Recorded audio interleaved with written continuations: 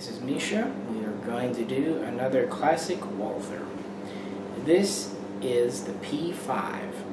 Now the P5 is basically a very updated, very altered P1, which is of course a modernized with an alloy frame version of the P38.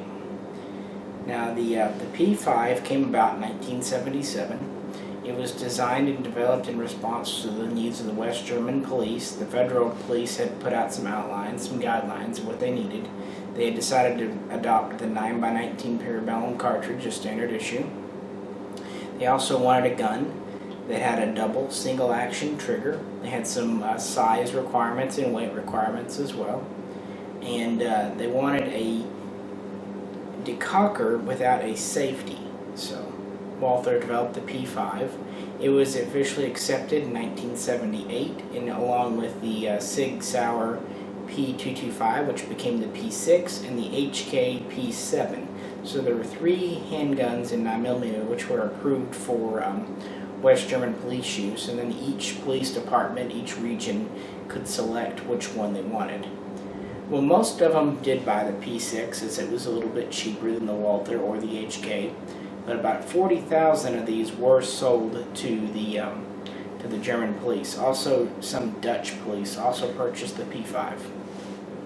Now, this doesn't look much like a P38, but it is internally quite similar. It has a 3.5-inch barrel. It's 7.1 inches long, so just over 7 inches, and it weighs 28 ounces. So it's a relatively large handgun.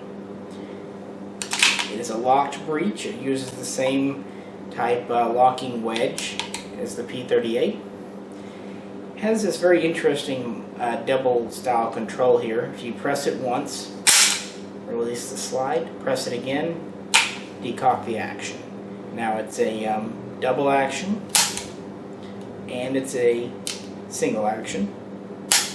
It uses the same firing pin safety we've seen in the PP Super, which was pioneered in that. It was also used in the P4, which was the immediate predecessor to this gun.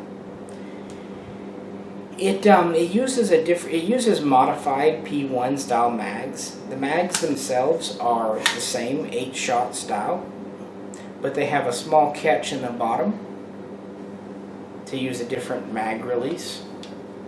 The release on this gun is actually recessed into the grip. It's larger, it's also more recessed, so it cannot be accidentally hit. It's a little bit easier to use than the P1, P38 style.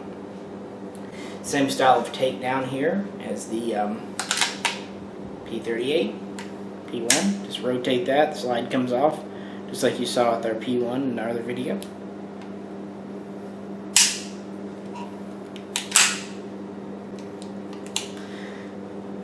Pretty standard checkered polymer grips. It uses the large dot front sight, which you saw in the P4. Drift adjustable rear sights. Pretty bobbed hammer. It's still easy enough to grasp, but it's definitely smaller than the hammer on the P1. Yeah, the Walther P5. It's kind of the last in a family. These would be in production until the late 80s or early 90s. Walther was still selling them as late as the 90s, but we're not sure exactly when actual production ended, so probably late 80s, and they were selling off old stock. These are really neat guns. About 12 years ago, they hit the surplus market. You could get these, and this was one of them, police surplus, with a couple of mags, a box, a holster, a mag carrier. Pretty neat little deal for about $500 just to get a factory Walther. And up until that point, P5s were pretty uncommon in the USA.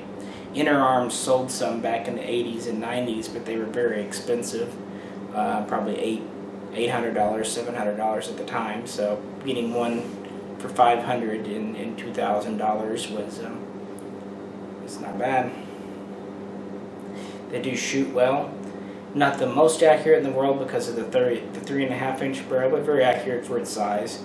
That's one of the benefits of the P38 locking system. The barrel never tilts out of alignment, so they're usually pretty inherently accurate.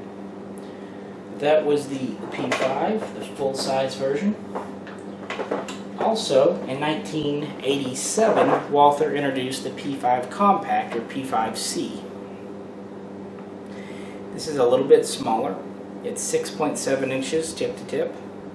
It has a 3.1 inch barrel, so it's about just under a ½ inch shorter all around. It weighs 26 ounces, so it's a couple ounces lighter. It also has more rounded edges, like on the grips here. This is more rounded, angled off. The front is smoother, more angled off. The barrel doesn't protrude as much. The slide is more rounded on top. Probably the biggest change is it has a Browning style mag release here. They went away from the heel release to the Browning style, which a lot of Americans like.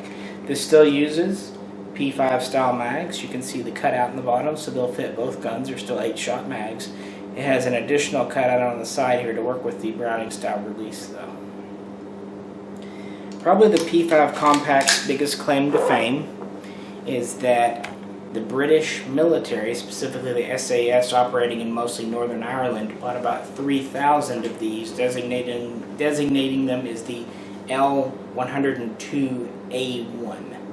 So you'll see some references to those. Otherwise, they were in production a very brief period of time, probably less than 5 years. They're not very common today.